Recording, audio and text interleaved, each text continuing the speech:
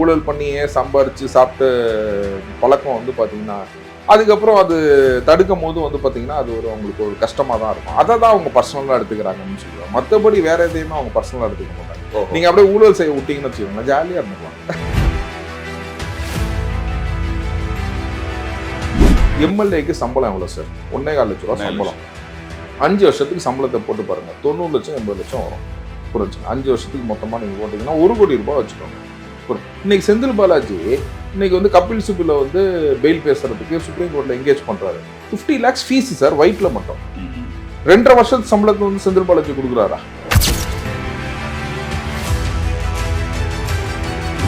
அந்த காலத்து ஹெர்குலஸ் மாதிரி ஸ்ட்ராங்கா இல்லை, அதே லோ குவாலிட்டி சைக்கிளா நீ கொடுத்த. இன்னைக்கு பேர் எப்படி சைக்கிள் கொடுக்குறாரு? சூப்பர் ஸ்டீக்கா இருக்குது. வெளியில சைக்கிள் வாங்குற பசங்க கூட அதை வந்து பார்த்து ஆசைப்படுற அளவுக்கு ஒரு சூப்பர் சைக்கிள். ட்ரெஸ் கோட் பத்திலாம் அவர் சொல்லி ட்ரெஸ் கோடு மாத்துறாரு. இன்னைக்கு அவர் ஒன்றும் இல்லை sir, school bag sir, school பேக்ல முதலமைச்சர் படம் போடாம திருக்குறளை போட்டு கொடுத்தாங்க சார். புரிஞ்சுங்களா? இதான் சார் இந்த தாவேக அரசு.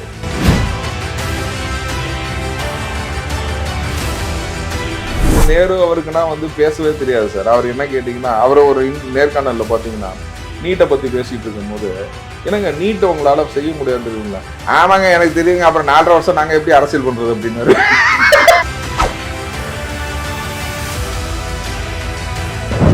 நான் திமுக என்னென்ன செய்ததோ அது மேல ஸ்டிக்கர் ஒட்டிருக்காங்க. பல இடத்துல வெற்றின்ற வார்த்தையை சேர்த்திருக்காங்க. வெற்றின்னு சேர்த்திருக்காங்க. எதுக்கு சேர்த்தாங்கன்னு புரியல. அப்படின்னு இது சட்டமன்ற வாசல்ல இருந்து உதயநிதி பேட்டி. அப்படிங்களா? சரி, 0ன்னு சொல்றாரு, ஸ்டிக்கர் ஒட்டிருக்கோங்கிறாரு. அப்படின்னா வந்து இவங்க செஞ்சதை வந்து தாவேக அரசு செய்யுதுன்னா அதுக்கு தானே ஸ்டிக்கர் சொல்றீங்க. அப்படின்னா திமுக அரசு 0வா? இன்னைக்கு ஏஐ டெக்னாலஜி வந்து நல்லா வளர்ந்துட்டு இருக்கு. ஐடில இருக்கிறவங்களோட சேலரிஸ்னா கட் ஆகிட்டு இருக்கு, ஜாப் லாஸ் வந்து நிறைய ஆயிட்டு இருக்கு. அதை காம்பன்சேட் பண்ற அளவுக்கு ஃபர்ஸ்ட் ஒரு பட்ஜெட்ல வந்து பாத்தீங்கன்னா ஏஐ பத்தி பேசினது இந்த ஒரு பட்ஜெட் தான் சார்.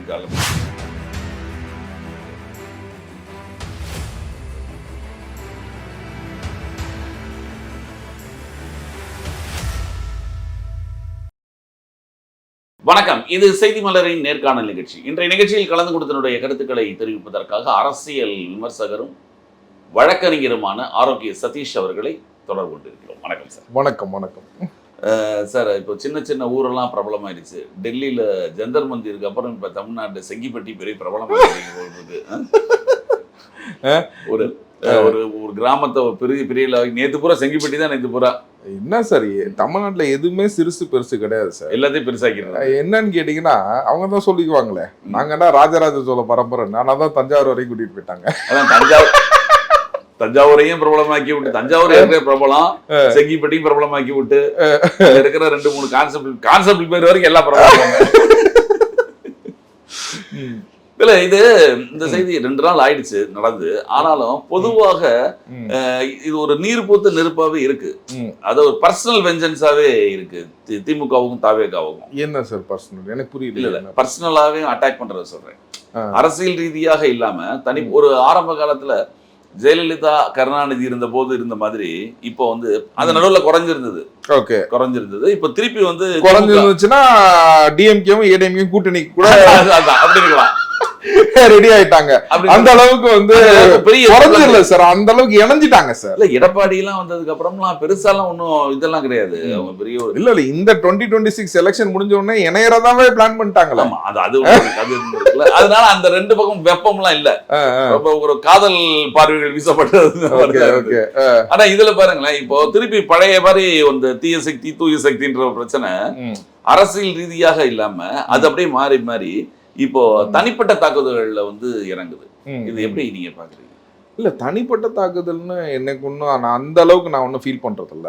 ஓகேங்களா? சிஎம் சார் வந்து அவர் தன் கடமையை செய்யறாரு. இல்ல நான் திமுக சைட்லன்னு சொல்றேன். திமுக சைட்ல இருந்து அவங்க யோசிச்சிருப்பாங்க சார். ஏன்னா என்னன்னு கேட்டீங்கன்னா வந்து ஊழல் பண்ணியே சம்பாரிச்சு சாப்பிட்டு பழக்கம் வந்து பாத்தீங்கன்னா அதுக்கப்புறம் அது தடுக்கும் போது வந்து பார்த்தீங்கன்னா அது அவங்களுக்கு ஒரு கஷ்டமாக தான் இருக்கும். அதை தான் அவங்க பர்சனலாக எடுத்துக்கிறாங்கன்னு சொல்லுவாங்க. மற்றபடி வேற எதையுமே அவங்க பர்சனலாக எடுத்துக்க மாட்டாங்க. நீங்கள் அப்படியே ஊழல் செய்ய விட்டீங்கன்னு வச்சுக்கோங்களேன், ஜாலியாக இருந்துக்குவாங்க. அது வந்து பிரச்சனை கிடையாது. ஆமாம், அவங்களுக்கு வந்து ஊழல் செய்ய விடல. நீங்கள் ஆஃபீஸஸ்லாம் இது பண்ணிட்டீங்க, டைட் பண்ணிட்டீங்க, கவர்மெண்ட்டை ஸ்டடி ஆக்கிட்டு இருக்கீங்க. இதே மாதிரி இன்னும் ஒரு ஃபார் எக்ஸாம்பிள் ஒரு 10 வருஷம் இதே மாதிரி இருந்துட்டாங்கன்னு வச்சுக்கோங்க. அதுக்கப்புறம் திமுகவே வருதுன்னு வச்சுக்கோங்க. ஏன் அதுக்கடா லஞ்சம் கொடுக்கணும்னு ஒருத்தன் கேட்டான்னு வச்சுக்கோங்க. எங்க என்ன நாங்க போய் என்ன பண்ண போறோம்? நல்லா யோசிச்சு பாருங்க. ஒரு எம்எல்ஏக்கு சம்பளம் எவ்வளவு சார்? 1.25 லட்ச ரூபா சம்பளம். 5 வருஷத்துக்கு சம்பளத்தை போட்டு பாருங்க, 90 லட்சம் 80 லட்சம் வரும். புரிஞ்சுங்க. 5 வருஷத்துக்கு மொத்தமா நீங்க போட்டீங்கன்னா 1 கோடி ரூபாய் வச்சுக்கோங்க. இன்னைக்கு செந்தில் பாலாஜி இன்னைக்கு வந்து கபில் சிபில வந்து பெயில் பேசுறதுக்கு சுப்ரீம் கோர்ட்ல எங்கேஜ் பண்றாரு. 50 lakhs ஃபீஸ் சார், ஒயிட்ல மட்டும். 2.5 வருஷத்து சம்பளத்தை வந்து செந்தில் பாலாஜி கொடுக்குறாரா சார்? ஒயிட்ல கபில் சிபில் ஒயிட்ல வாங்குறாரு, அதை நான் சொல்றேன். புரிஞ்சுங்களா? செந்தில் பாலாஜிக்கு ஏது அவ்வளவு காசு? புரிஞ்சுங்களா? சோ இவங்க எல்லாமே லஞ்சம், ஊழல், ஊழியம், ஏவாவேலு நீங்க எல்லாத்தையும் நீங்க வச்சுக்கலாம். ஓகேங்களா? அவங்க வைக்கிற ஒரு சீனியர் கவுன்சில். ஏன்னா எங்க வழக்கு ரீதியாக நீங்க போய் ஃபிக்ஸ் பண்ணணும்னா அவர்லாம் ஒயிட்ல தான் அவங்க ஒரு பிளாக்ல கேஷ்னா கொடுத்தீங்கன்னா வாங்க மாட்டார். புரிஞ்சுங்களா? 50 lakhs fees, minimum 50 lakhs fees. அப்படிங்கும் போது இவங்க 2.5 வருஷம் 3 வருஷம் சம்பளத்தையா கொடுக்குறாங்க. எல்லாமே ஃப்ராடு, எல்லாமே கம்ப்ளீட் ஃப்ராடு. நீங்க சொல்லுங்க, இதுக்கு எல்லாத்துக்கும் விளக்கம் கொடுங்க. எப்படி நீங்க இந்த இவ்வளவு பெரிய ஃபீஸை கொடுக்குறீங்க, எப்படி நீங்க வெளியில வரீங்கன்றது ஒரு இதை நீங்க சொல்லுங்களேன். எதையுமே அவங்க சொல்லவே முடியாது. ஸோ அப்பேற்பட்ட ஒரு விஷயத்துலையுமே இன்னைக்கு ஒன்னொன்னே உடைக்கிறாங்க சார். இன்னைக்கு நம்ம பட்ஜெட் தொடரில் நீங்க பாத்தீங்கன்னா தெரியும். இன்னைக்கு பட்ஜெட் தொடரில் நான் மெயினா பார்த்தது வந்து பாத்தீங்கன்னா 3 விஷயம். ஒன்று வந்து பாத்தீங்கன்னா உங்க வீட்டிலேயே ஒரு ஆண்டர்பிரனர் உருவாக்கலாம். அதாவது ஸ்மால் அண்ட் மீடியம் என்டர்பிரைசஸ்லேருந்து கான்ட்ராக்டர்ஸ் வந்து எல்லாருமே வரலாம். டிரான்ஸ்பரண்டாக இருக்கும். Everybody can apply for transparent. உங்கள் வீட்டிலேருந்து நாளைக்கு ஒரு கான்ட்ராக்டர் வரலாம் சார். உங்கள் வீட்டிலேருந்து இன்னைக்கு வந்து பார்த்தீங்கன்னா ஒரு தொழிலதிபர் உருவாக்கலாம் சார். இந்த இதை வந்து பார்த்தீங்கன்னா அவங்க ஸ்டாப்பே பண்ணிட்டாங்களே. அவங்க சொன்னவங்களுக்கு மட்டும்தான் கான்ட்ராக்ட். அந்த கான்ட்ராக்டருக்கு தான் வந்து 43%, 50% இவங்க வாங்கிக்கிட்டு அந்த கான்ட்ராக்டை கொடுத்துட்டு இருந்தாங்க. இப்போ பிரிச்சு கான்ட்ராக்டை கொடுக்குறோம். இப்போ மவுண்ட் ரோட்ல ரோடு போடணும்னா பாரிஸ்லேருந்து சைதாப்பேட்டை வரைக்கும் மவுண்ட் ரோடு கிடையாது. பிரிச்சு கொடுக்குறோம். சின்ன சின்ன வேலைகள் எடுத்து செய்யுங்க. ஸோ உங்க வீட்டுல இருந்து ஒரு கான்ட்ராக்டர் உருவாருங்கிறது தான் இன்னைக்கு பட்ஜெட்டோட மெயின் ஐட்டம். புரிஞ்சுங்களா? ரெண்டாவது ஒன்று பார்த்தீங்கன்னா PPP, public and private partnership. புரிஞ்சுங்களா? நான் 20% கொடுக்குறேன், நான் வந்து உனக்கு மானியம் கொடுக்கல, 20% ஸ்டேக்கு. புரிஞ்சுங்களா? எல்ஐசியில் இப்போ எப்படி ஸ்டேக் வச்சிருக்கு கவர்மெண்ட், அந்த மாதிரி 20% கொடுக்குறேன். 80% நீ போடு. உன் கவர்மெண்ட் உன் யூனிட் நானும் பார்ப்பேன். அப்படின்னால பப்ளிக் அண்ட் ப்ரைவேட் பார்ட்னர்ஷிப்ல வந்து இன்னைக்கு நிறைய இது கொண்டு வராங்க. இன்னைக்கு வந்து பார்த்தீங்கன்னா தூத்துக்குடியில் வந்து ஹார்பரில் ஷிப் பில்டிங் இண்டஸ்ட்ரினா வந்து மொத்தமாக அந்த வழியாக கொண்டு வராங்க. ஸ்பெஷல் வெஹிக்கிள் மூலியமாக கொண்டு வராங்க. இன்னைக்கு இந்த ஃபினான்ஸு நீ வாங்கி வச்ச கடன் இன்னைக்கு நார்மலாக நம்ம பேசும்போது பார்த்தீங்கன்னா 10 லட்ச ரூபா உங்க ஃபேமிலிக்கு கடன் இருக்குன்னு வச்சுக்கோங்க சார். ஃபார் ஏன் ஃபேமிலிக்கு சொல்கிறேன், எதுக்கு உங்களே சொல்லணும். ஒரு 10 லட்ச ரூபா இன்னைக்கு ஃபேமிலி கடன் இருக்கு. இந்த ஃபேமிலி கடனுக்கு நான் 10 லட்ச ரூபா ஃபேமிலி கடனோட பட்ஜெட் போடணும். இதில் நான் சாப்பிடணும், ஆஃபீஸ்க்கு ரெண்ட் இருக்குது, ஏசினா இருக்குது, சம்பளம் கொடுக்கணும், எல்லாமே இருக்குது. இது எல்லாத்தையும் சேர்த்து தானே நான் பட்ஜெட் போடுவேன். ஸோ அந்த மாதிரி சூழ்நிலையில் வந்து பார்த்தீங்கன்னா 2 லட்சமா இருந்த கடனை இன்னைக்கு வந்து 2 மடங்கா பிறக்கி நீ 10 லட்சம் கோடியா கொண்டு வந்து தமிழ்நாட்டுக்கு வச்சிருக்க. இந்த சுமைகளோட இன்னைக்கு நான் வந்து ரன் பண்ணணும் இந்த பிஸ்னஸை. ஓகேங்களா? இந்த இப்போ எனக்கு வந்து நான் ஒரு இண்டிவிஜுவல் ஒரு 10 லட்ச ரூபான்னு சொல்றேன், கவர்மெண்ட்டுக்கு 10 லட்சம் கோடி ஆயிடுச்சு. புரியுது? அப்பேற்பட்ட விஷயத்தை வந்து எப்படி கொண்டு வரணும் அப்படிங்கிறதுக்காக ஒரு கமிட்டி ஃபார்ம் பண்ணியிருக்காங்க. கமிட்டி ஃபார்ம் பண்ணி அந்த கமிட்டி வழியாக வந்து எப்படின்னா ரெவன்யூ ஜென்ரேஷன் கொண்டு வரலாம் அப்படின்றத கொண்டு வராங்க. இது இந்த வருஷம் வந்து நம்மளும் கடன் வாங்க போறோம், அந்த கடனுக்கு நம்ம வட்டி கட்ட போறோம், திரும்ப அது கடன் அடைக்கிறதுக்கான எல்லா வழிகளும் நம்ம செய்ய போறோம். அப்படிங்கும்போது தேர் ஓப்பனிங் நியூ செக்டர் சார்.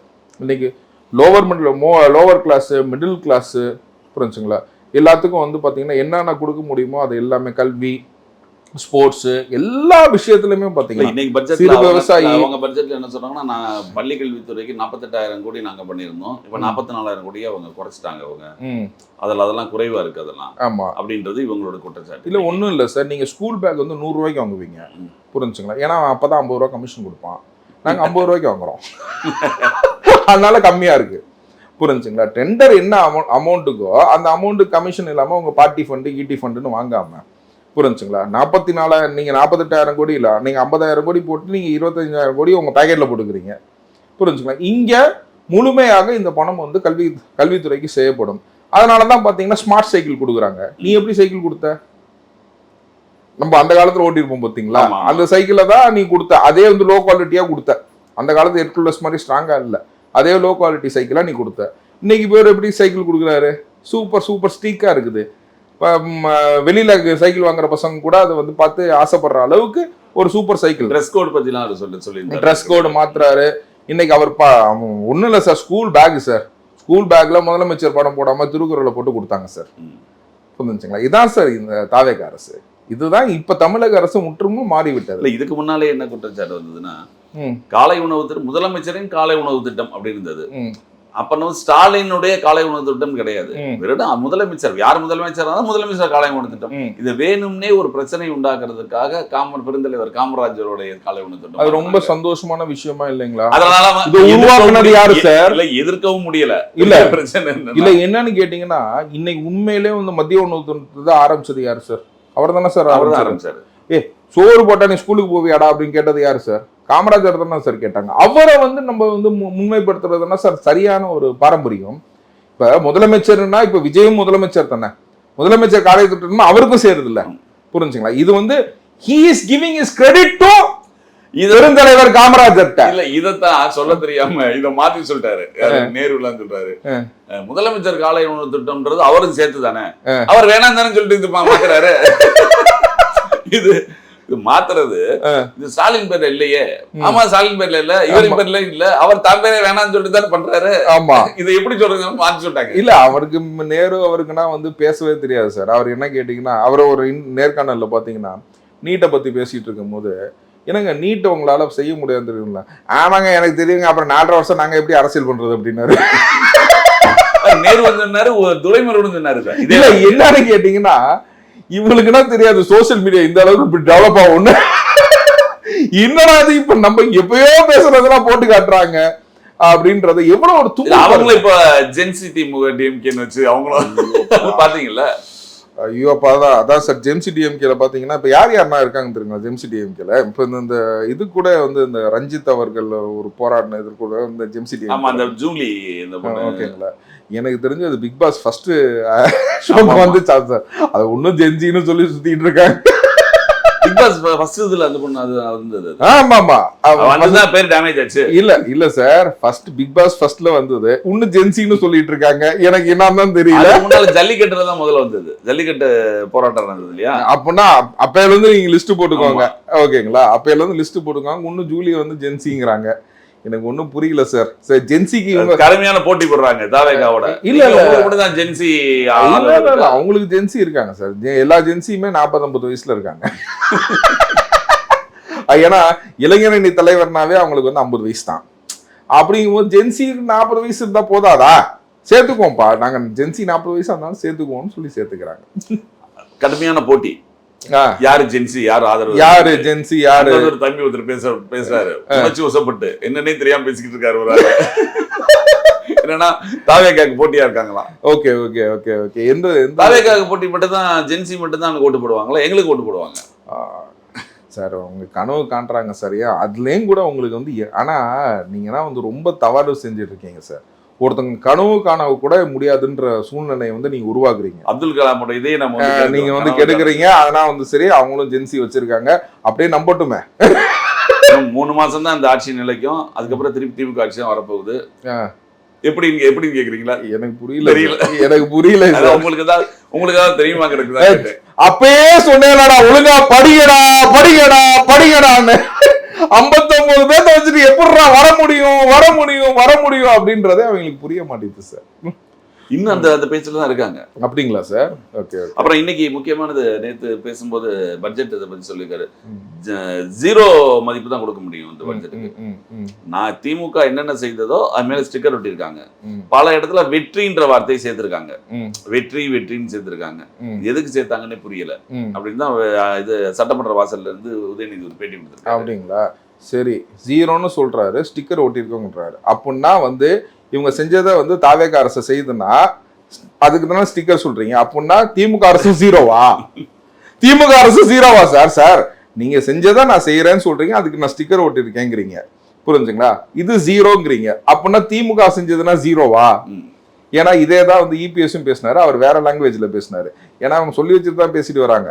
புரிஞ்சுங்களா? ரெண்டு பேரும் கொஞ்சம் பழக்கவழக்கம் கொஞ்சம் நல்லா தானே இருக்குது.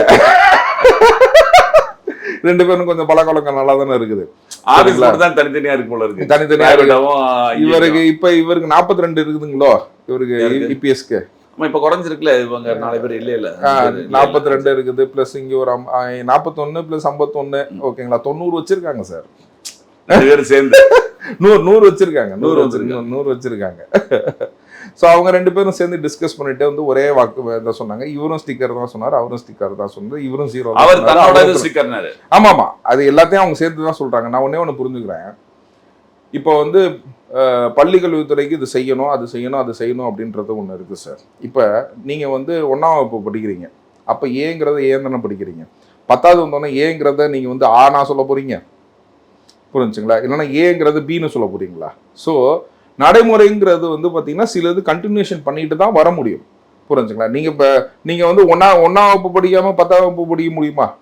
ஓகேங்களா? இப்போ திடீர்னு வந்து நான் வந்து சாப்பாடு போட்டேன், இன்னும் சாப்பாடே போடுற அப்படின்னா இது எல்லாப்பா கொடுமை. அதிமுக ஆட்சியில அவங்க எம்ஜிஆர் போட்ட இல்ல அப்படி இல்லை சார். நீ 48,000 கோடிக்கு சாப்பாடு போட்ட, புரிஞ்சுங்களா? நான் 44,000 கோடிக்கு சாப்பாடு போடுறேன், சூப்பர் சைக்கிள் கொடுக்குறேன், சூப்பர் லேப்டாப் கொடுக்குறேன், உன்ன மாதிரி ஸ்பெசிஃபிகேஷனில் கொடுக்கல, உன் போட்டோ ஒட்டி நான் கொடுக்கல, புரிஞ்சுங்களா? உனக்கு எனக்கு நிறைய டிஃப்ரென்ஸ் இருக்குது. அந்த டிஃப்ரென்ஸை தான் அவங்களால ஜீர்ணிச்சிக்கவே முடியல, புரிஞ்சுங்களா? இப்போ நானும் எல்லாத்தையும் செய்கிறேன். நான் வந்து இன்னைக்கு ஸ்கூலில் வந்து இது பண்ணுறேன், ரெசிடென்ஷியல் ஸ்கூல் கொண்டு வரேன், 9th-லேருந்து 12th வரைக்கும் வரணும்னு சொல்கிறேன். இது எல்லாமே நீங்கள் பார்த்தீங்கன்னா இந்த பட்ஜெட்டில் வந்து டாப் நாட்சாக இருக்குது. வந்து ஆல் திஸ் பீப்புள் அப்படின்னு சொல்கிறீங்க இல்லையா?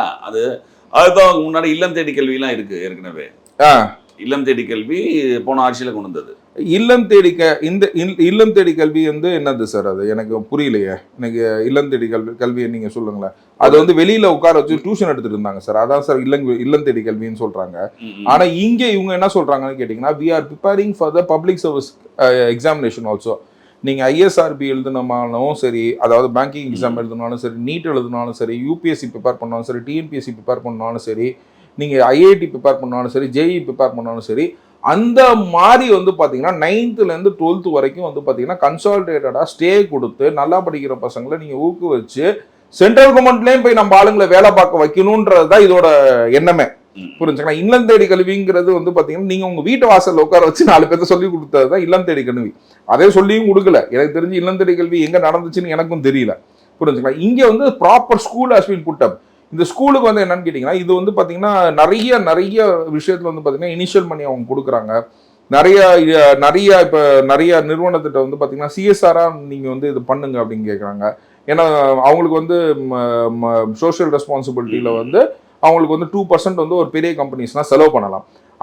அந்த கம்பெனிஸ்னால் வந்து பார்த்தீங்கன்னா பப்ளிக் ப்ரைவேட் பார்ட்னர்ஷிப்பில் நீங்கள் வந்து do some welfare also for the state, not only business for the state, you do the welfare also for the state அப்படின்னு சொல்லி கொண்டு வந்திருக்காங்க. இதுல நிறைய வந்து பாத்தீங்கன்னா நிறைய வந்து பெனிஃபிட் ஆக போறது. எனக்கு வந்து பாத்தீங்கன்னா எல்லா குரூப்லயுமே வந்து அவங்க பெனிஃபிட் ஆறாங்க சார். இன்னைக்கு லோவர் அண்ட் மிடில் கிளாஸ்க்கு வந்து பாத்தீங்கன்னா ஸ்கூலு, ஓகேங்களா, ரெசிடென்ஷியல் மாடல், இதுதான் வந்து பாத்தீங்கன்னா லோவர் கிளாஸ் பீப்புளுக்கு வந்து அவன் பையன் போய் தங்கி அங்கேயே படிக்கிறாங்க அப்படின்னா அவங்களுக்கு எப்படி இருக்கும்? 3 வேளை சாப்பாடு sir. They are going to stay there and they going to get educated over there. இப்போ மிடில் கிளாஸுக்கு பார்த்தீங்கன்னா இப்போ ஐஐடிஸ் இந்த மாதிரினா வந்து நிறையா கொஞ்சம் கொண்டு வரணும்.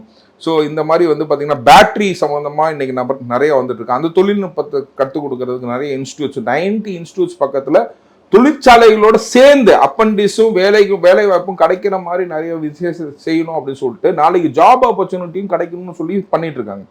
இப்போ பிஸ்னஸ் கம்யூனிட்டிஸ்க்கு வந்து பார்த்தீங்கன்னா பிபிபி ரிலேஷன்ஷிப்பு, அதே சொன்ன மாதிரி நான் இன்னும் சொன்ன மாதிரி பார்த்தீங்கன்னா யங் ஆண்டர்பிரனர்ஸ். இப்போ நான் இங்கேருந்து இது வரைக்கும் ரோடு போடணும்னா என்னால் ஒரு ரோடு தான் போட முடியும். வாப்பா உனக்கும் கான்ட்ராக்ட். உங்கள் வீட்டிலே நாளைக்கு வந்து ஆண்டர்பிரனர் உருவாடுறதுக்கான எல்லா வாய்ப்புகளையும் கொடுக்கறதுக்காக தான் இது பண்ணிட்டு இருக்காங்க. பிளஸ் ஐடி நிறுவனம் இன்னைக்கு ஏஐ டெக்னாலஜி வந்து நல்லா வளர்ந்துட்டு இருக்கு. ஐடியில் இருக்கிறவங்களோட சேலரிஸ்னா கட் ஆகிட்டு இருக்கு, ஜாப் லாஸ் வந்து நிறைய ஆகிட்டு இருக்கு. அதை காம்பன்சேட் பண்ற அளவுக்கு ஃபர்ஸ்ட் ஒரு பட்ஜெட்ல வந்து பாத்தீங்கன்னா ஏஐ பத்தி பேசினது இந்த ஒரு பட்ஜெட் தான் சார். புரிஞ்சுங்களா? அந்த ஏஐ டெக்னாலஜில இன்னைக்கு வந்து பார்த்தோம் சார். இன்னைக்கு என்கிட்ட நீங்க கேட்டீங்கன்னா I also want to equip my self in so and so industry. இந்த இண்டஸ்ட்ரி என்னன்னு தெரியணும். ஏன்னா அப்பதான் நாங்க வந்து டிராஃப்டே போட முடியும். அந்த இண்டஸ்ட்ரி பத்தி தெரியாம உங்களுக்கு டிராஃப்டே போட முடியாது. புரிஞ்சுங்களா? அந்த மாதிரி ஒரு நம்ம கத்துக்கும் போது இந்த இண்டஸ்ட்ரி எப்படின்னா ஏஐல நமக்கு தெரிஞ்ச ChatGPT மட்டும் தான். நான் இப்ப பாக்குற போது பாத்தீங்கன்னா எனக்கே வந்து ஒரு 40 ஆப்புக்கு தெரியும். புரிஞ்சுங்களா? இதுக்கு இந்த ஆப் யூஸ் பண்ணலாம், அதுக்கு அந்த ஆப் யூஸ் பண்ணலாம், அவங்களோட ஃபீச்சர்ஸ் இந்த மாதிரி இருக்கு, இந்த ஃபீச்சர்ஸ்ல இவங்க பெஸ்ட், இந்த ஃபீச்சர்ஸ்னா இவங்க ப்ரொவைட் பண்றாங்க, கஸ்டமர் நீட்ஸ் இப்படி ஃபுல் பண்றாங்க, அப்படி பண்றாங்கன்னு சொல்லிட்டு நிறைய வந்துட்டு இருந்துச்சு. ஸோ அப்படிங்கும் போது வந்து we will be the pioneer states in AI. நம்ம ஸ்டேட் தான் வந்து பயனியர் ஸ்டேட் இன் ஏஐயா வந்து உருவாகிறதுக்கான இது. பிளஸ் இந்த டைவர்சிஃபிகேஷன் ஆஃப் ஃபண்ட்ஸ், இந்த இன்வெஸ்ட்மெண்ட்ஸ், இந்த ப்ரோக்ராம் எல்லாமே பார்த்தீங்கன்னா டைவர்சிஃபிகேஷன். இப்போ எல்லாமே வந்து இன்வெஸ்ட்மெண்ட்ஸ் அப்படின்னு பார்த்தீங்கன்னா ஃபாரின் டைரக்ட் இன்வெஸ்ட்மெண்ட்ஸ்லாம் வந்து பார்த்தீங்கன்னா குமிகிறது ஒரே ஒரு இடம் வந்து பார்த்தீங்கன்னா சென்னையை சுற்றி உள்ளதும், செங்கல்பட்டு, திருவள்ளூர் மாவட்டம் இந்த சைடு மட்டும் தான் வந்து நமக்கு வந்து பணம் வரும். ஆனால் இன்னைக்கு தூக்கி கொண்டு போய் வச்சாரு பாருங்க, திருநெல்வேலியில தூத்துக்குடியில வந்து பார்த்தீங்கன்னா ஷிப் பில்டிங் இண்டஸ்ட்ரி. அங்க வந்து பாத்தீங்கன்னா ஏஐ யூனிவர்சிட்டியை வந்து கன்னியாகுமரி சைடு ஆரம்பிக்கலாமா, இல்லை திருநெல்வேலியில ஆரம்பிக்கலாமா, டவுன் சவுத்தை வந்து அவங்க எப்படி டெவலப் பண்ணணும். ஓகே, உண்மையில யோசிச்சு பாருங்க சார், நம்ம மெட்ராஸ்காரன் கிடையாது. நான் திருச்சி தான் எனக்கு சொந்த ஊர். ஓகே, திருச்சியில இருந்து நான் ஏன் இங்க வந்து உட்காந்துருக்கேன்? ஸோ எங்க கோர்ட் விஷயமா எங்களுக்கு கோர்ட்டுக்கு வந்து பில்டிங்கு, ஓகேங்களா, எல்லா கோர்ட்டுமே ஒரே சமயத்தில் வர பிராட்வேல வந்து பார்த்தீங்கன்னா கட்டி கொடுக்கறதுக்கு நீங்கள் பேசுனீ இண்டஸ்ட்ரி கேட்டிங்கன்னா ஒரு இண்டஸ்ட்ரியே நான் பேசுவேன். விவசாயிங்களுக்கு வந்து எப்படி வந்து உரம் தயாரிக்கிறதுல அதுலேருந்து எல்லா இதுவுமே வந்து பார்த்தீங்கன்னா கமர்ஷியல் ப்ளஸ் நகரப்புறம் மட்டும் கிடையாது, கிராமப்புறத்துக்காக தனியாக வந்து தொழில் உதவி செய்யறதுக்கான பட்ஜெட் வந்து இந்த பட்ஜெட்.